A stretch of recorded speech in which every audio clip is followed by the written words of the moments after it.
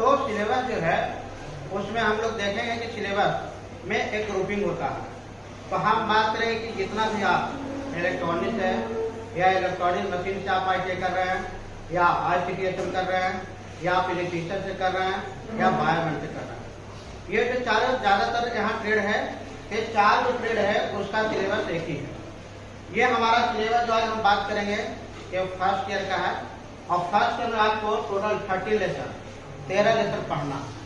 ये लेसन जो आपको है ये कैसे क्या पढ़ना है इसमें हम संक्षिप्त तरीका से जो है आपको हम इसमें डिस्क्रिप्शन कर रहे हैं।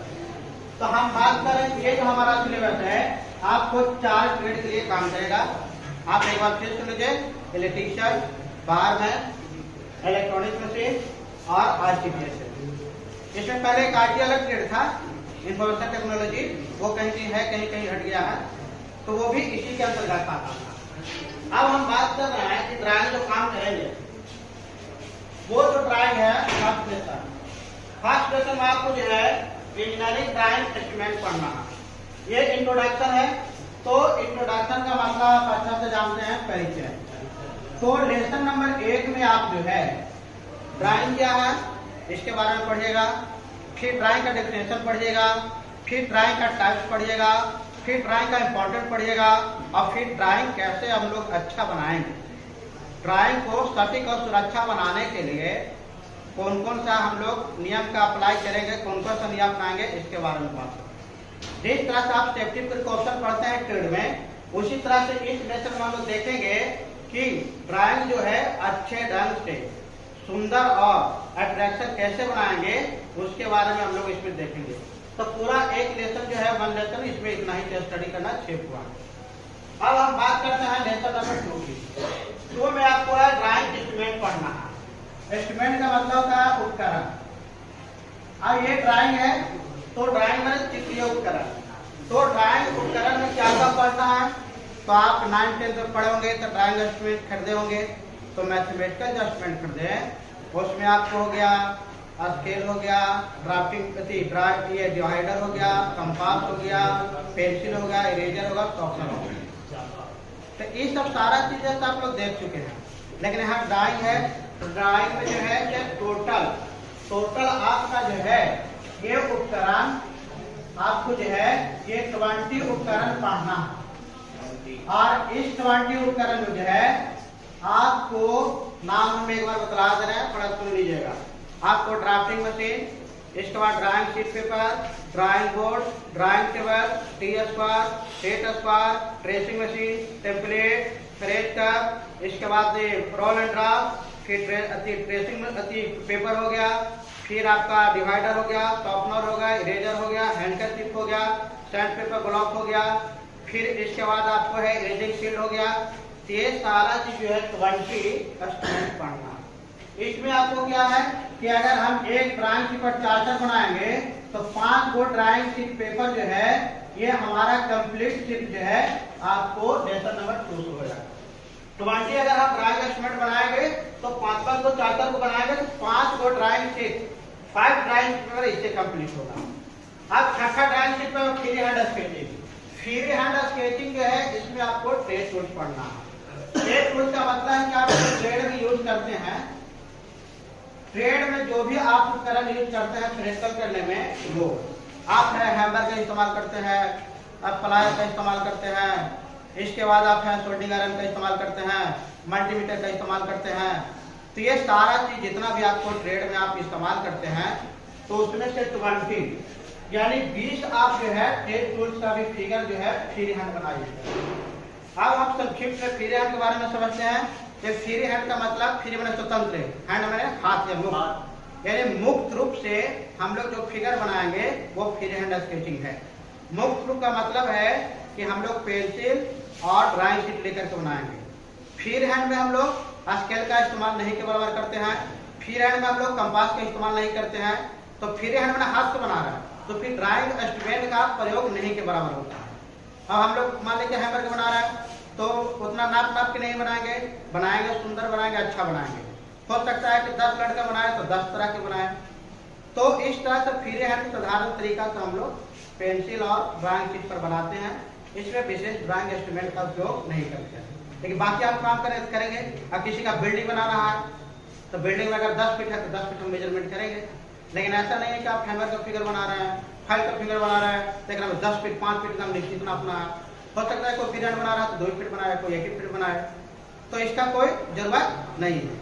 तो आप मोटा तौर से समझ लो कि फिगर हमें कैसे मतलब मुख्य चित्रण, और उसमें हम लोग अपना फिगर जो है पेंसिल से बना देते हैं। इसमें ड्राइंग इंस्ट्रूमेंट की जरूरत नहीं होती है।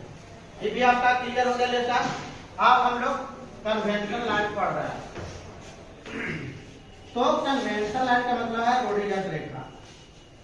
ये रूढ़िगत रेखा जो है आपको 12 तरह से पढ़ना है।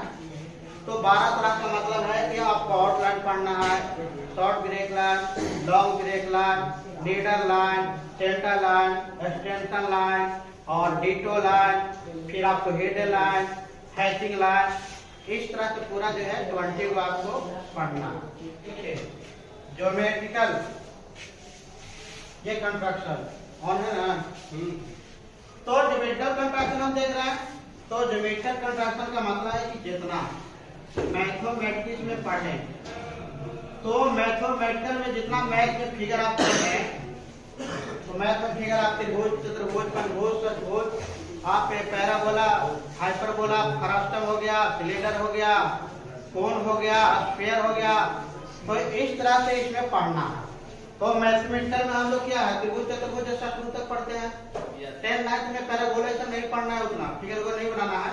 लेकिन यहाँ इसमें हम लोग देखेंगे अब फ्रस्टम का है, पैराबोला है, हाइपरबोला है, एलिप्स है, तो ये सारा जो फिगर जो है ज्योमेट्रिक कंस्ट्रक्शन में पढ़ना है। ये भी आपको जो है 20 फिगर बनाएंगे तो 5 शीट की भी कंप्लीट हो जाए। अब हम बात करें इसको, ये अक्षरांकन है, लेटर है और नंबर है। ये लेटर है, नंबर है, 5 तरह के आपको अक्षरांकन पढ़ना है।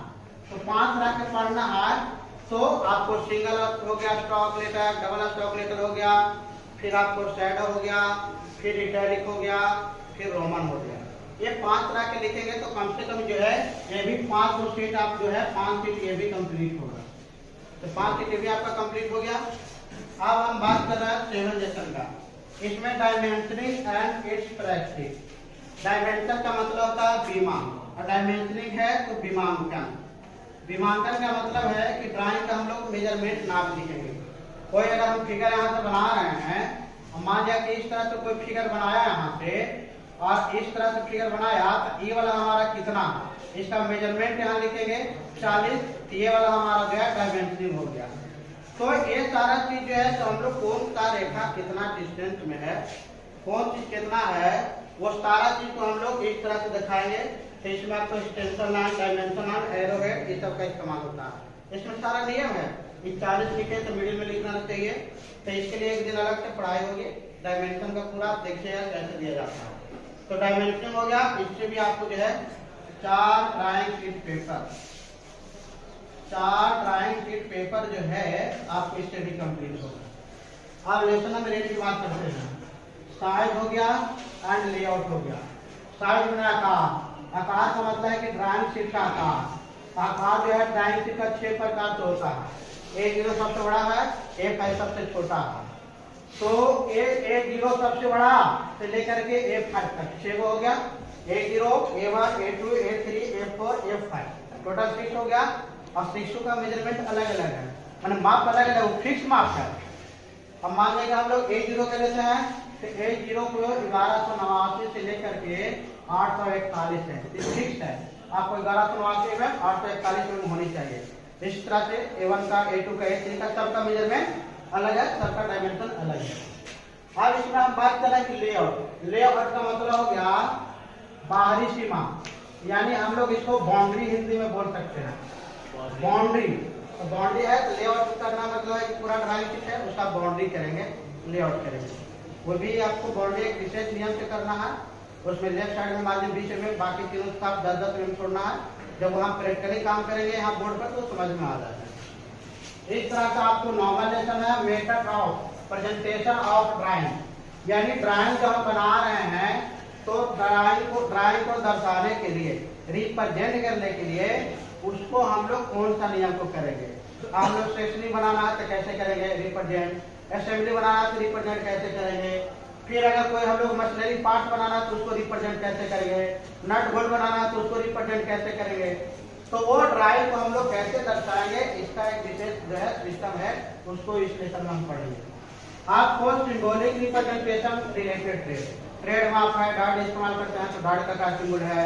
आपको फैन इस्तेमाल करते हैं उसका क्या सिंबल है, आरटी का सिंबल क्या है, मोटर का सिंबल क्या है, एसी का सिंबल क्या है, डीसी का सिंबल क्या है। तो ये सारा सिंबल जो है आपको 200 सिंबल जो है आपको इसमें बनाना है, अध्ययन करना है। ये 200 सिंबल इसमें समझ गए। प्रोजेक्शन, प्रोजेक्शन का मतलब होता है प्रक्षेपण। ये प्रक्षेपण बहुत इंपॉर्टेंट लेसन है। इसमें आपको कम से कम ड्राइंग शीट है ये 30 को बनेगा। आप प्रोजेक्शन है तो प्रोजेक्शन में हम लोग आइसोमेट्रिक प्रोजेक्शन बनाएंगे, ऑर्थोग्राफिक बनाएंगे। आइसोमेट्रिक बनाएंगे और प्रोजेक्शन का पूरा एग्जांपल हम लोग देखेंगे। ये लेसन बहुत इंपॉर्टेंट है।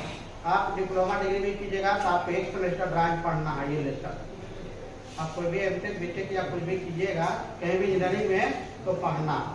ये आपको ड्राइंग पूरा कंप्लीट करके सीखना है, तो इसको अच्छा से ध्यान दीजिए।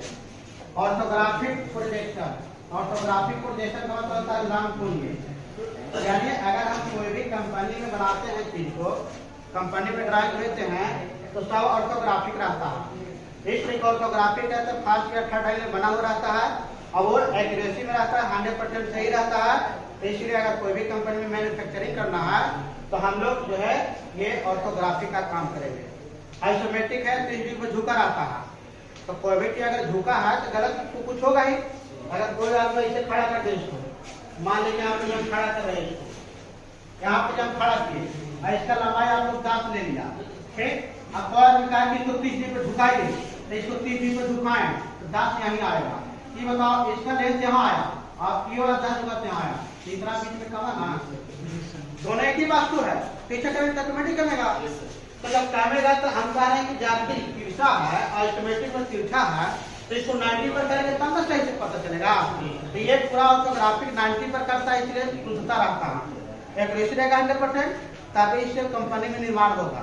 बाकी समझाना है ना, तो आइसोमेट्रिक से समझा देंगे। समझाने में थोड़ी है, उसको समझाना है, बताना है, डिस्कस करना है। लेकिन हम लोग प्रोडक्शन काम करेंगे तो ऑर्थोग्राफिक बनाएंगे, फर्स्ट एंगल खड़े लेंगे। ऑर्थोग्राफी लंबकोणीय है और जब कोई भी चीज 90 डिग्री पर रख देंगे तो 100% एकदम करेक्ट रखेगा, गलत होने की गुंजाइश नहीं है। लेकिन 30 डिग्री या 45 डिग्री है तो देखो हमारा हाइट कम गया, ये एक्चुअल हाइट नहीं रहा, इतना रहा। अब इतना जो एक्चुअल हाइट खत्म हुआ 18.4% नुकसान है। तो वो सब चीज है, वो सब पढ़ाई होगा तब समझ में आएगा। अब हम लोग रीडिंग आउट फैब्रिकेशन। फैब्रिकेशन का मतलब है कि संरचना। अगर हम लोग संरचना कोई भी मशीनरी को कर रहे हैं तो संरचना कर रहे हैं तो मशीनरी बनाएंगे तो उसको कैसे पढ़ेंगे। अब मान लीजिए हमें कोई बनाना है, लेथ मशीन बनाना है या कुछ भी मल्टीमीटर बनाना है या तुम्हारा क्लास में जो है कोई एसी मोटर बनाना है या मल्टीमीटर बनाना है, तो सारा चीज छोटा छोटा है, कंपोनेंट छोटा छोटा चीज तो पार्ट है। वो पार्ट को हम लोग क्या करेंगे, संरचना करेंगे। क्योंकि हर चीज तो डायरेक्ट ऐसा तो ना है कि तो मल्टीमीटर बन के तैयार हो गया, उसका नट तो दूसरा कंपनी बनाया होगा, उसका वायर दूसरा बनाया होगा, उसमें जो भी इस्तेमाल होगा पार्ट अलग, सब पार्ट अलग है। तो उसको क्या हुआ, फैब्रिकेशन हुआ। और फैब्रिकेशन प्रोसेस सीरियली से कसा तब जाकर कोई मल्टीमीटर बना, तब जाकर के आपको कोई भी मोटर का निर्माण हुआ। तो ये जो हमारा सिस्टमैटिक ढंग से है उसी को हम लोग फैब्रिकेशन बोलते हैं, संरचना बोलते हैं। तो कोई भी मशीनरी चीज का कैसे संरचना होगा, बनावट कैसे होगा, मैन्युफैक्चरिंग कैसे होगा, उसको हम लोग इसको पढ़ करके सीखेंगे और तब सीरियली से हम लोग कोई भी पार्ट को कसेंगे तब जाकर कुछ सक्सेस हो जाएगा मशीन। ना तो जैसे तैसे कसेगा तो मशीन खराब हो जाएगा, कभी चालू नहीं होगा तो कभी कुछ हो जाएगा, कहीं मशीन में दौड़ी आ जाएगा। तो पूरा आपको 30 लेसन था, पूरा सिलेबस कंप्लीट हो गया। अगर इसमें फिर भी कुछ डाउट है तो आप बता सकते हो। और इसके बाद अगला लेसन जो है आपको ये पढ़ाया होगा, अगले वीडियो में आपको इंजीनियरिंग ड्राइंग और इसका इंट्रोडक्शन होगा। तब तक आप हमारे साथ बने रहेंगे।